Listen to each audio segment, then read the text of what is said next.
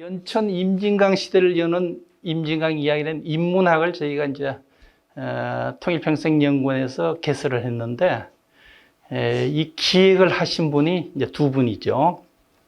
우리 그 평생통일연구원장 최재범 원장님하고 우리 조금 전에 진행을 하셨던 강정환 우리 연구위원하고 이렇게 두 분이 기획을 하셨는데, 여러분들 기획이라는 것은 다시 말하면 플래닝이라 그러잖아요, 영어로. 그래서 우리가 군청에 기획실 그러면 플래닝 오피스라 그럽니다. 근데 플래닝은, 기획은 프로젝트와 프로세스로 이루어집니다.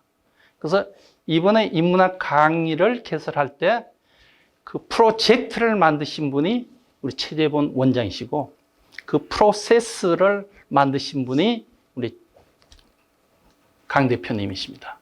그래서 두 분이 굉장히 좋은 주제로 이렇게 만들어주시고, 네이밍도 임진강 이야기는 우리 프로젝트로 최재본 원장이 만드신 거고, 그 다음에 늘 저와 저 친구인데 대화하면서 우리 강정환 대표가 김 박사, 연천은 임진강이 이끌어가야 되지 않겠는가? 그러면 임진강의 시대를 열어야 된다. 여러분들 잘 아시다시피 우리 대한민국의 산업화 민주화를 이룬 것을 우리 흔히 말하기를 한강의 기적을 이뤘다 그러잖아요. 그래서 우리 강정환 대표가 저하고 토론할 때 늘 하는 말이 그겁니다. 앞으로 한반도의 기적은 임진강의 시대를 열어야 된다. 임진강의 기적을 이루어야 된다. 이렇게 저하고 토론을 합니다. 그래서 오늘의 주제, 모토가 연천 임진강 시대를 우리가 열어야 된다. 그래서 저하고 우리 강 대표하고 우리가 돌다리를 놓는 심정으로, 또 마중물을 붓는 심정으로 한번 진행해보자. 이렇게 해서 의기투합이 돼서 이 과정을 열게 됐습니다. 강과 인류, 임진강, 임진강 시대야, 여기까지를 일부로 제가 계산했습니다. 일부 강의 진행은 이제 일반적인 고찰, 우리가 인류와 강과의 어떤 관계가 있는가, 이에 대해서 저희가 강의 준비를 해봤고, 그 다음에 임진강 시대를 열어야 하는 것은 제가 이제 그 정책 파트별로 우리 임진강을 어떻게 앞으로 우리가 먹거리로 연결시켜야 되는가, 여기에 대해서 제가 강의를 준비를 했습니다. 그리고 결론은 뭐 뻔합니다. 이 임진강의 주인은 우리 여기 살고 있는 연천 주민들이고, 임진강의 문제 제기도 우리 연천 주민이 해야 되고, 또 문제 해결도 우리 연천 주민이 해야 됩니다. 그래서 저는 늘 강조하는 게, 임진강과 연천의 문제는 별것이 아니다. 한 몸이다. 임진강이 연천이고 연천이 바로 임진강이다. 이렇게 생각을 하고, 임진강의 문제, 연천의 문제를 우리 주민들이 해결해야지, 또 문제 제기해야지 누가 해줄 사람이 아무도 없습니다. 국회의원, 군수 해결해 주지 못합니다. 우리 주민이 해야 됩니다. 그래서 이런 강의를 통해서 우리가 아젠다를 정하고, 우리가 해결할 방법도 건의하고, 문제 제기도 하고, 이렇게 해서 해결할 수 있는 것을 우리가 찾아보자, 이러한 의미로 제가 강의를 준비했습니다. 첫째, 강과 인류는 어떤 관계가 있는가? 지금 이 강이 바로 옛날 임진강 화이트교 바로 밑에 있는 이 사진입니다. 이게 6.25 전쟁 때 캐나다 군인하고 우리 22연대 군인들이 아이스하키던 그 장면을 제가 검색을 하면서 찾았습니다. 이 귀중한 자료죠, 이것도. 뉴욕 연합신문에 있던 사진인데, 이걸 제가 찾았고요. 그래서 참 70년 전에 강개무량 하잖아요. 우리 조상들이 전쟁 중에도 이렇게 운동을 하면서, 이게 바로 화이트교 그 밑입니다. 그 귀중한 자료죠. 강이란 뭔가? 강이란 우리가 이제 사전적 의미가 이렇습니다. 내륙을 흐르는 하천 중에 규모가 크고 뚜렷한 물줄기가 있고 염분이 적어 인류가 생존하는데 아주 이상적인 조건을 갖추고 있는 담수다. 그렇게 이제 사전적 의미로 되어 있습니다. 근데 강은 그러면 왜 중요하냐? 강은 인류 생존의 근원이죠. 전 아마존 그 오지에 가도 거기에 살고 있는 원주민들이 전부 강가에서 살잖아요. 또 강이 동식물의 서식지란 말입니다. 그러니까 우리가 인간이 강을 떠나서는 살 수가 없다 이런 의미고요. 그 다음에 강이 군사적 요충지다. 우리 저 임진강 특히 군사적 요충지다 보니까 우리 역사 내내 임진강을 서로 자기가 차지하려고 격전장이 됐던 바로 지역이 이 임진강이란 말이에요. 그 임진강이 왜 중요하냐? 임진강을 먹으면 통일도 되고 임진강을 오롯이 다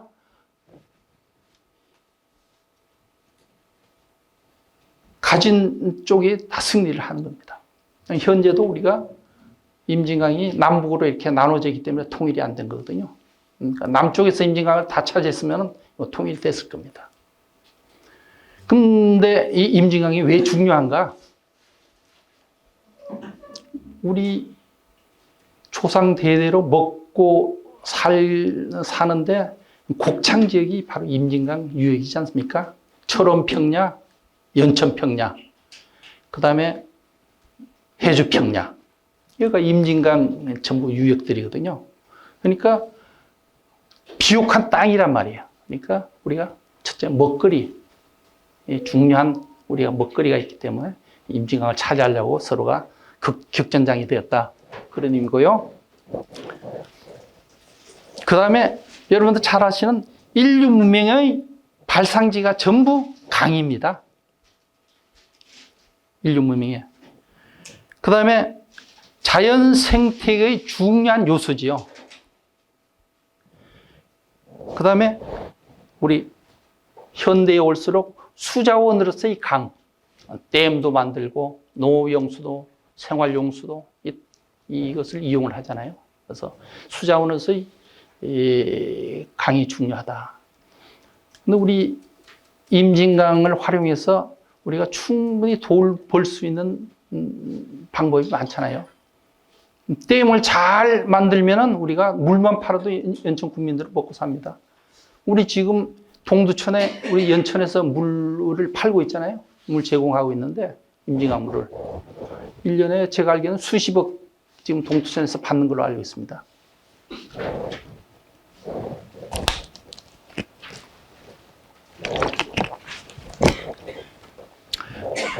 이 수량을 보존을 잘 하면은 우리가 인근의 의정부에도 물을 팔 수가 있고 고양시도 100만 되는데도 물을 팔 수 있으니까 엄청난 우리가 재원을 마련할 수가 있어요.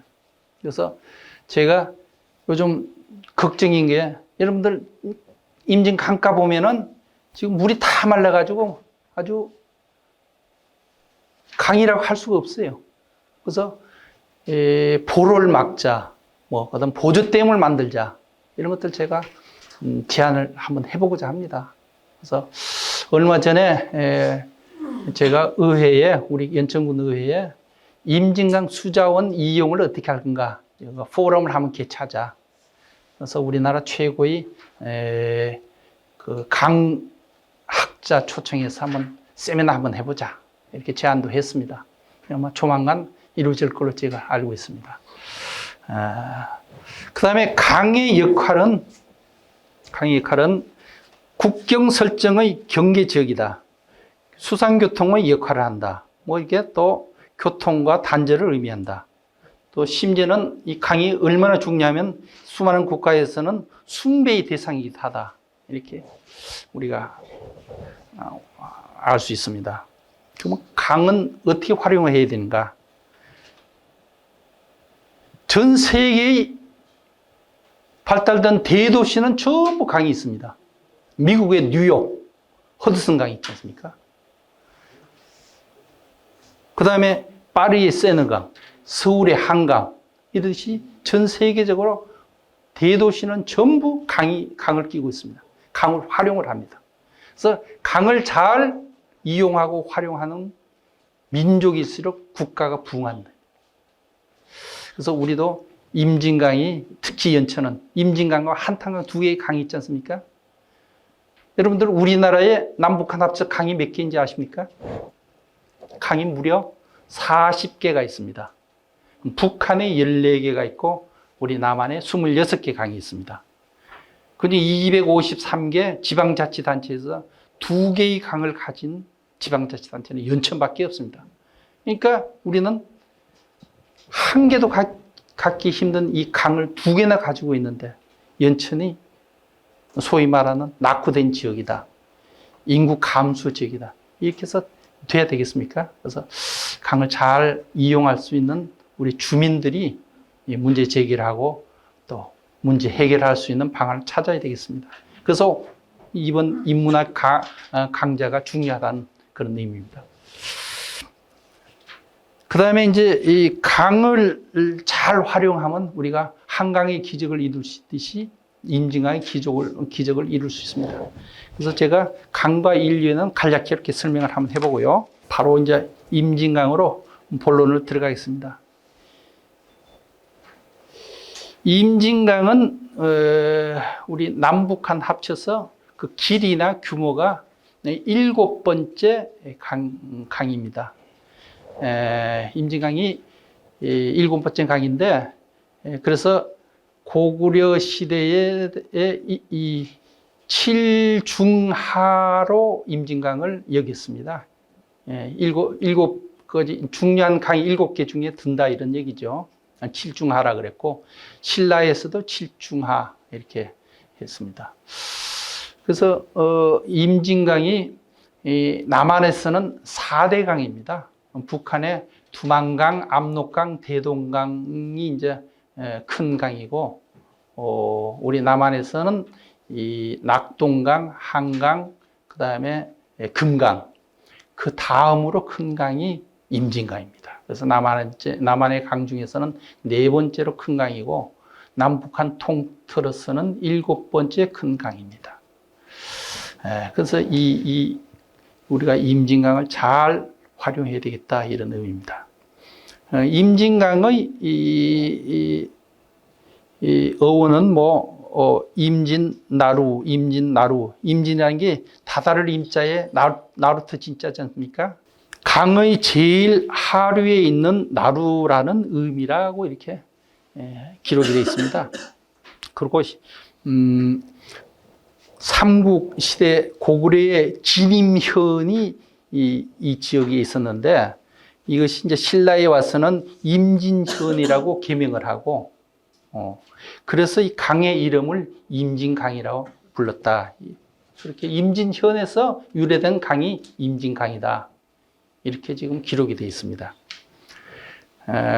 수역은 좀 전에 제가 설명드렸다시피 우리 남한의 7번째로 큰 수역을 가지고 있는 강이고, 또 이 지리학적, 그 다음에 고고학적, 지질학적, 자연생태학적, 역사문화적 이 학적으로 연천의 이 임진강이 세계에서 드물게 보는 이런 자원적 가치를 가지고 있어요. 제가 우리나라 원로 학제에 썼던 최무장 고고학 1세대 교수께서 재작년에 여러 번 만나 뵈었는데, 그분이 하신 말씀이 연천만큼 좋은 지역이 없다는 거예요, 고고학적으로. 우리 지구가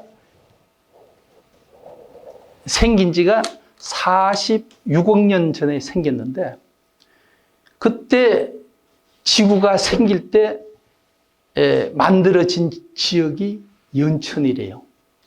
지구상에. 그때 만들어진 암석들이 그대로 다 가지고 오롯이 가지고 있는 지역이 연천이라고 합니다. 그래서 자기가 놀랐다 그래요. 그런 지역이 전 세계적으로 드물답니다. 그건 뭐로 하냐? 지구가 형성될 때 기본 암석이 12가지가 있답니다. 그 12가지를 다 가지고 있는 지역이 우리나라 전역에서 연천밖에 없답니다. 그래서 고고학적으로 전 세계 고고학자들이 연천의 그 중요성을 알고 고고학자들이 전부 연천에 와봐야 된답니다. 그 정도로 중요하고, 그 다음에 연천은 지구가 형성될 때 그 암석이 그대로 있던 지역에다가 1억 8천만 년 전에 신생대 사기 때 우리 강원도 지역에서 마식령 그 근처 지역에서 용암이 분출돼서 우리 철원 연천이 그 용암이 다 덮어가지고 용암 대지가 된 지역이 또 연천이랍니다. 그러니까 연천은 2번 탄생이 됐다 그래요. 그래서 연천은 첫째 화강암 지역을 기반암으로 하는 우리 태양계에서 지구가 형성될 때 만들어진 지형이고, 그 다음에 우리가 1억 8천 년 전에 신생대에 만들어진 용암 분출엔 이게 용암 대지가 만들어진 2번째 지역이랍니다. 그래서 용암 대지가 만들어질 때 형성된 암석이 현무암, 곰보돌 있지 않습니까? 그 지역이 우리 연천 지역이랍니다. 그래서 우리나라에서 가장 오래된 지형이면서 가장 새롭게 다시 만들어진 가장 젊은 지형이 바로 연천이래요. 제가 충북대학교 있을 때 그 지질학과 교수님이 제가 연천 출신이라고 했더니 깜짝 놀라면서 지질학적으로 엄청 중요한 지역이 연천이라고 지금 설명한 그 얘기를 하시는 거예요. 근데 우리는 모르고 있잖아요. 그 중요성을. 학문적으로 그렇다는 말입니다. 그러다 보니까 우리 연천 지역이 이 지구가 형성될 때 만들어진 화강암을 기반으로 한 지역에다가 그 다음에 용암 분출에서 현무암이 만들어진 용암 대지 지역으로 되다 보니까 오랜 동안 침식 작용에 의해서 우리 연천이 아주 지형이 다른 지역에서 볼 수 없는 이런 지형이 형성되고, 그러다 보니까 동식물이 아주 고상한 것들이 많아서 연천이 이 생태학적으로도 굉장히 중요한 지역이라 그래요. 그래서 풍광이 아름답고 자연 생태가 아주 잘 발달되어 있다, 이런 말씀을 하셨습니다. 그래서 우리가 어원이나 수역, 지리학적, 지형학적인 얘기는 뭐 일반적인 얘기로 제가 이렇게 말씀을 드리고, 그 다음에 중요한 것이 생태학적인 측면입니다. 생태계.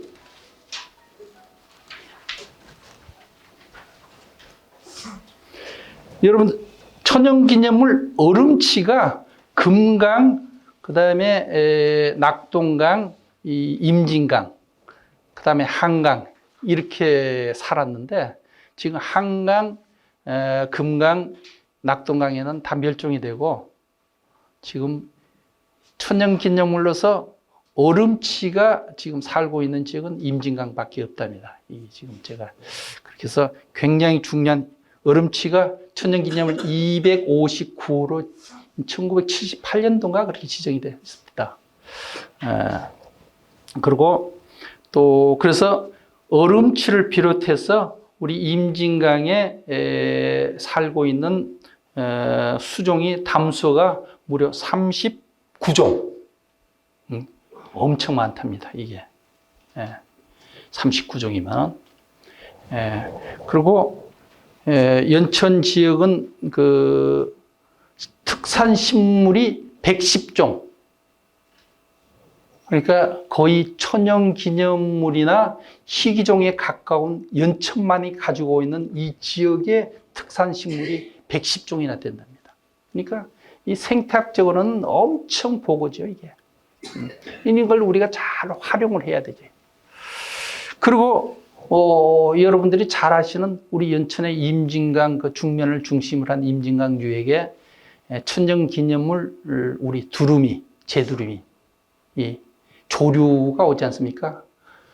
우리나라의 그 천연기념물로 지정되어 있는 조류가 육무부 교수님하고 저하고 이제 자주 만나는데 제가 물어봤더니 천연기념물 조류는 20종이라 그래요. 20종인데 무려 11종이 우리 연천에 천연기념물에 살고 있답니다. 그러니까 대단한 거죠. 그리고 우리나라의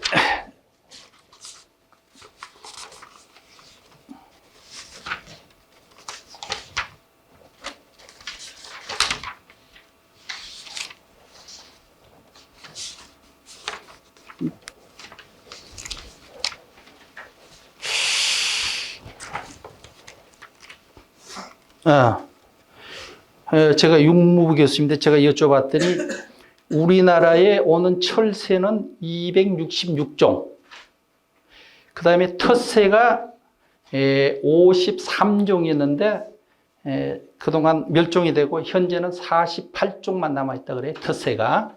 그래서 그렇게 돼 있고, 철새 중에는 두루미를 비롯해서 겨울에 오는 겨울 철새가 112종, 그 다음에 여름 철새가 64종, 봄, 가을에 오는 철새가 90종, 그리고 우리 땅, 대한민국에서 발견됐던 조류가 58종이 자취를 감추고 이제는 없답니다. 그러니까 크낙새라든가 황새라든가 이런 것들이 우리 여기에 있던 새들이 자취를 감추고 없답니다. 그래서 전체 합쳐가지고 372종이 우리 이 대한민국에 조류가 살고 있었는데, 이제 그 자취를 감춘 58종을 빼니까 현재 266종만 여기서 보인답니다.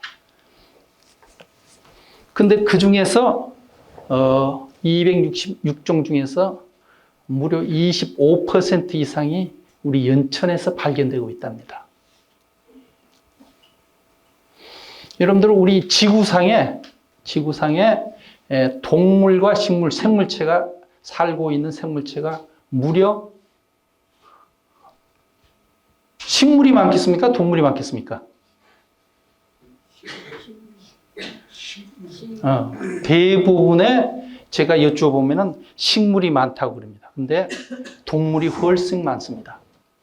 우리 지구상에 살고 있는 동물은 150만 종이 살고 있답니다. 그리고 식물은 30만 종. 그 식물보다가 5배가 동물이 많이 살고 있습니다. 그 중에서 가장 많은 것이 곤충이랍니다. 150만 종의 그 절반인 80만 종이 곤충이라고 합니다. 곤충이라고 그러고, 그 다음에 지구상에 존재하는 조류는 제가 육무부 교수님한테 물어봤더니 9,700종이었는데 그동안 멸종되고 현재는 8,300종밖에 없답니다. 그리고 지구상에 거미가 4만 3천 종인가 4만 7천 종이 산답니다. 우리나라에는 418종이 거미가 살고 있답니다. 근데 우리 연천에는 세계적인 유일한 거죠. 우리 은대리 물거미 서식지, 천연기념물로 지정이 되어 있지 않습니까? 물거미 서식지가 천연기념물로 지정이 되어 있습니다. 물거미는 한종, 일종 일속, 다른 데는 없답니다. 일종 일속인데 전 세계적으로 우리나라와 이탈리아 두 군데 있었는데, 이탈리아는 10여 년 전에 멸종돼서 없답니다. 찾을 수가 없고, 유일하게 전 세계적으로 있는 데가 물거미는 대한민국밖에 없어요. 그래서 이런 자원을 우리 연천이 가지고 있습니다. 여러분들 잘 아는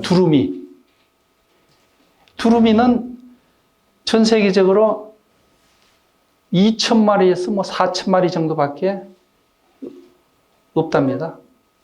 근데 연천에 한 1년에 이소구 선생님 올해 연천에 두루미 몇 마리나 왔어요? 최고 많을 때?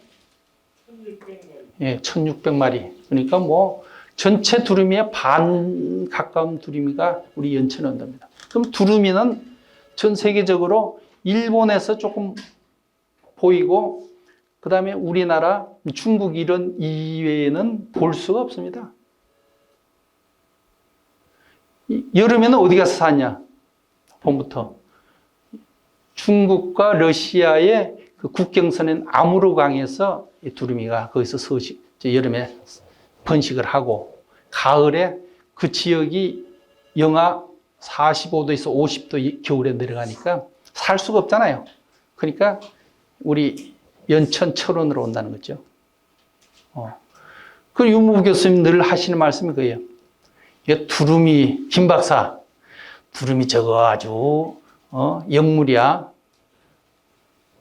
아무르강에서 연천까지 4,800km를 저거 내비게이션도 없이 엔진도 없이 여기 날아온다는 거예요. 어떻게 오냐? 왜 여기만 오냐 이게. 그래서 쟤들이 기류를 타고 온답니다. 기류. 그래서 가을에 아무르강에서 제트기류가 우리 이 대한민국 쪽으로 이렇게 불기 때문에 지상 10km에서 20km 사이로 이렇게 날아 올라가서 기류 타고 그냥 온답니다. 근데 그 10km, 20km 겨울에 올라가면은 영하 50도, 60도 되기 때문에 다 얼어버린답니다. 호흡을 못 하는데 두루미는 이 폐 안에 보조폐를 가지고 있대요. 조그만. 그래서 여기서 공기를 주입해가지고 20km 올라갔을 때 거기서 그 안에 자기 몸 안에 있는 보조폐를 가지고 호흡을 한다 그래요. 안 그러면 얼어버려서 죽는데요. 그런 구조를 가지고 있다고 그렇게 말씀드렸어. 그러니까 연천의 자연 생태의 보호가 어마어마하죠. 그 다음에 여러분들이 잘 아시는 우리 뭐 은대리 조금 올라가면 금개구리 있지 않습니까? 금개구리, 참개구리 이런 것들은 거의 멸종 지금 이 희귀동물 2급으로 지금 분류가 되어 있습니다. 이런 것들이 연천의 개구리가 아주 많습니다. 이 생태를 잘 활용해야 미래의 먹거리가 여기서 나오는 거거든요. 연천이 가지고 있는 강점이 바로 그거예요. 우리가 가지고 있는 자연, 생태, 환경, 역사, 문화.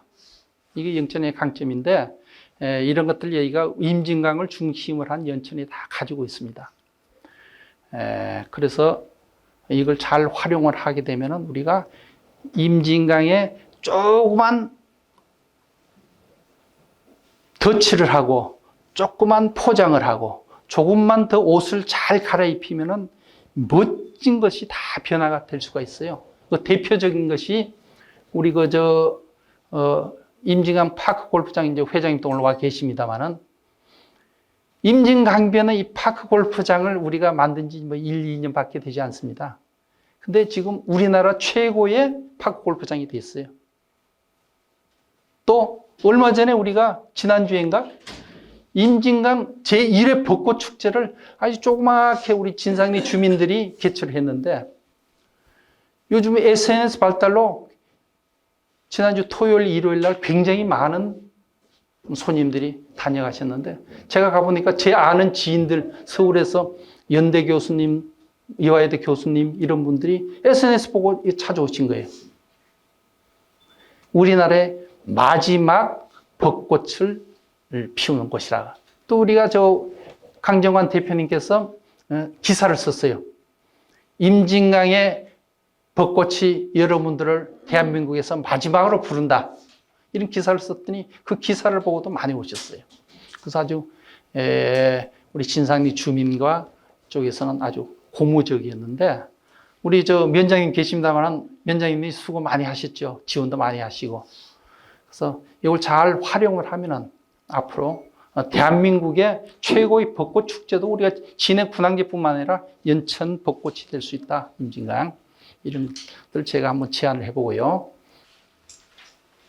요거는 우리 그 영광 둘레길 그래가지고 그 동국대학교 이한성 교수님이 이제 정리하셨는데 그분이 아주 글을 참 우리 연천에 영광 둘레길을 다니시면서 트레킹 하시면서 여기에 역사적인 이 문화적인 이 좋은 그 소재들을 많이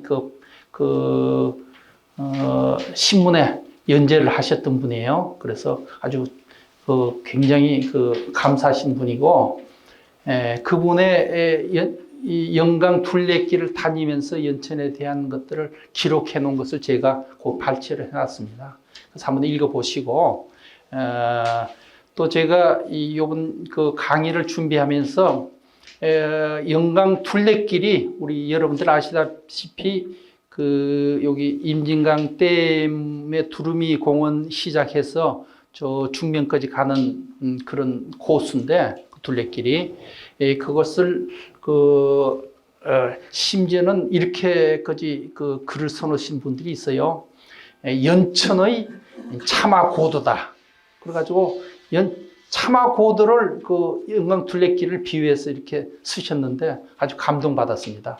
그래서 우리는 이 좋은 소재를 가지고 있으면서도 홍보가 그동안 안 돼가지고 연천이 그래서 제일 중요한 것이 우리가 연천의 홍보가 아니겠는가 해서 제가 목표를 제가 이렇게 잡아봤습니다. 연천의 임진강의 비전 해가지고 연천 임진강 국가정원을 만들어야 되겠다. 그래서 정책 구상을 한 것이 바로 이겁니다.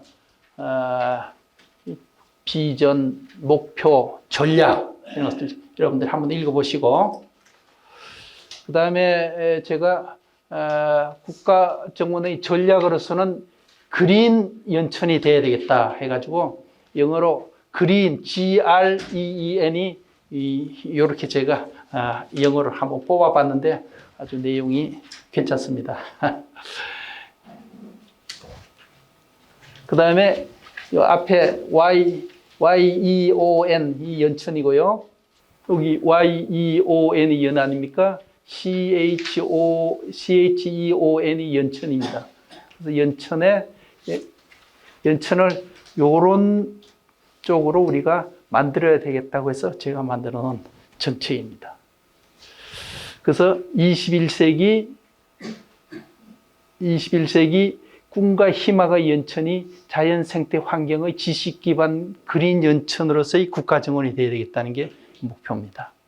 그러면 연천 임진강의 활용 방안은 어떤 것이 있는가? 제가 조사를 해봤더니 우리가 연천이 유네스코에 등재된 게 2개가 있지 않습니까? 여러분들 잘 아시는 세계 지질공원, 그 다음에 또 생물권 보존지역 이렇게 해서 등재가 되어 있습니다. 그래서 이걸 잘 활용을 하고 그 다음에 천년기념물 두루미를 비롯한 동식물 자원을 우리가 생태 자원을 이렇게 관광 자원화해야 되겠다. 그 다음에 연천 임진강을 따라서 산지에 있는 역사 문화재를 잘 활용을 해야겠다. 우리가 숭의전이라든가 호르고르성이라든가 또 뭐 당포성이라든가 이런 것들을 잘 활용을 하게 되면은 엄청난 시너지 효과를 낼 수 있을 것이다. 그 다음에 또 하나가 분단의 상징인 우리가 DMZ를 잘 활용을 하면은 뭐 세계적인 여러분 이스라엘 시리아 국경선에 꼬랑 공원 있지 않습니까? 그 꼬랑 공원이 뭐 성경에도 나오지만은 거기가 이 철조망 몇 개 쳐놓고 전 세계적인 관광지가 된단 말이에요.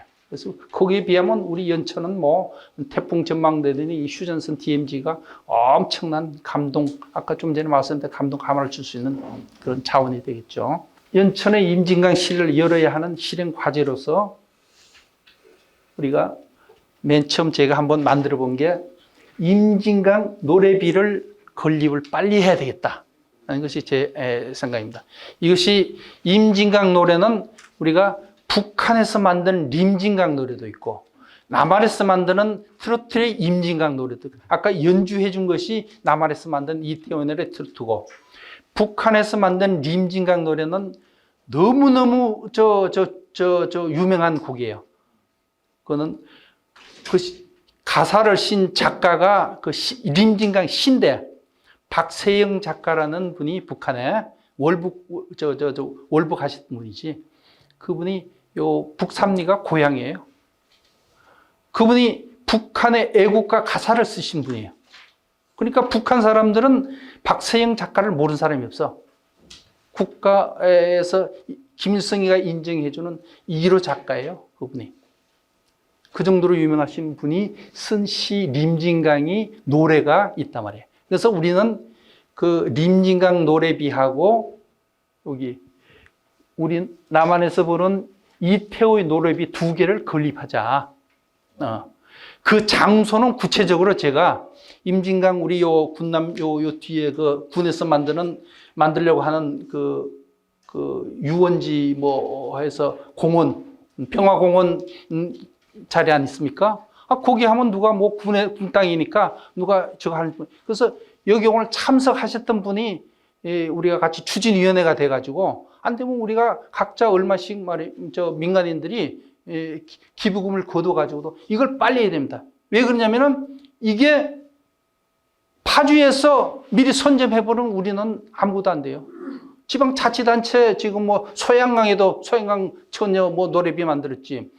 그 다음에 흑산도는 흑산도 아가씨 노래비만 낙동강 다 만들지 않습니까? 근데 이거 좋은 소재가 있는데 이걸 못 만든단 말이에요. 그래서 제가 이걸 제안을 해봤는데 아직 뭐 반응이 별로 없어요. 군남면에서 해야 될 것 같습니까? 그래서 요번 인문학 강좌를 통해서 이거 우리가 빨리 제안을 해서 우리 빨리 해야 됩니다, 이게. 그래서 요걸 해야 되고, 그다음은 그렇게 하면 기대 효과가 우리가 노래비가 우리가 청소년 등 젊은 세대들의 자연 생태 환경의 역사 문화 중요성 교육 및 체험 학습장으로 활용을 하자. 그다음에 임진강 가요제도 우리가 개최할 수 있지 않습니까? 1년에 한 번씩, 뭐 2년에 한 번씩 하게 되면 이 군남면이 뭐 굉장히 홍보가 되죠. 그 다음에 지역 홍보 및 관광 콘텐츠 개발로 일자리가 창출되잖아요. 그러면 우리 주민들의 소득이 증대되고, 그 다음에 장기적으로는 이 임진 강변을 리버사이드 마켓을 해서 우리 지역에서 생산한 농산물도 팔 수가 있고, 그래서 임진강 노래 이태호 노래 그 가사를 한번 적어봤어요. 가사도 참 좋습니다. 풀피리 꺾어 불면 물새도 노래하던 옛 이야기 속삭이며 흐르는 임진강아. 아까 이런 연주한 게 이런 제가 이거 이제 거의 다 배워갑니다. 노래 이런 노래가 있고, 그다음에 이제 두 번째는 제가 제안하는 것이 우리나라의 그 윤무부 교수의 야생조류 박물관을 건립하자고 제가 정식으로 군에다가 한번 제안을 해봤고, 우리 최 원장님도 제안을 했는데 이것도 지금 빨리 해야 됩니다. 윤무부 교수님이 가지고 있는 자료가 어마어마하게 많아요. 가치로 따질 수 없습니다.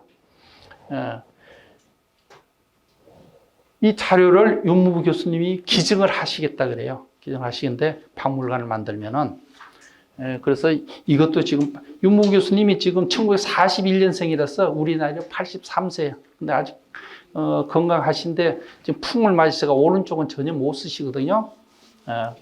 그래서 다른 이 지자체에서 이렇게 윤무부 교수 야생조류 박물관을 지금 유치를 하려고 이렇게 경쟁을 하고 있는데 지금 제가 강력히 지금 윤무부 교수님한테 말씀을 드려가지고 연천에 꼭 와야 됩니다. 조금만 참아 주십시오. 이렇게 해서 지금 하고 있는데 다른 지역에서는 지금 난립니다. 이걸 유치하려고. 그 다음에 뭐 이제 보시면 기대 효과라든가 박물관의 재원 마련 어떻게 된다는 게 제가 구체적으로 마련해 놓은 게 있습니다. 그 다음에는 이제 우리 연천 임진강 그 군남면 쪽에 연천 도감포 민물 어류 아쿠아리움을 만들자. 전 세계에 이런 게 없습니다. 민물 어류 전시장이지, 즉 말하자면. 그러면 이제 나중에 한번 보시면 기대 효과라든가 이런 것들이 있고, 그 다음에 중면에다가 유니팜 해가지고 평화와 통일의 이 팜을 만들자 해서 제가 요걸 만들어 놓은 게 있는 거. 한번 시간이 없으니까 한번 보시고 나중에 읽어보시고요. 그 다음에 이게 지금 제가 우리 군남에 만들고자 하는 꿈입니다. 이게 시랜드. 시랜드란 뭐냐면 시는 종자를 C라 그러잖아. CEED 종자. 그 다음에 보다는 SEED C 아닙니까? 보는 거. 그 다음에 시리얼. 이게 다 C로 생각해서 시랜드라고 제가 이름을 붙여봤습니다. 이 뭐냐? 요 하나만 더 하고 오늘 뭐 나머지 마치겠습니다. 인간 생명의 원천이며 사람의 식량이 되는 물질로 식물로부터 얻는 것을 곡물이라 하며 쌀, 보리, 콩, 조, 기장, 수수, 밀, 옥수 등이 있다. 전 세계적으로 가장 많이 식용으로 사용하는 것들은 쌀, 밀, 옥수수. 이걸 3대 곡물이라 하고 이들을 포함한 곡물의 생산량과 세계적으로 거래되는 곡물 가격은 세계 경제에 큰 영향을 줄 만큼 중요하다. 이런 관계로 각국의 식량 및 곡물 자급률을 식량 안보에 중요한 요소이다. 우리나라의 경우 다른 나라에 비해서 식량 자급률이 매우 열악하기에 시급하다. 그래서 대책이 필요하다. 이런 목적으로 우리가 시랜드를 만들자 하는 것이 뭐냐면 우리 지금 그 진상리부터 삼거리까지 그 강하고 도로 사이에 그 논이 갖다가 우리가 전 세계 곡물 농원을 만들자 하는 것이 제 꿈입니다. 이 전 세계에 없습니다.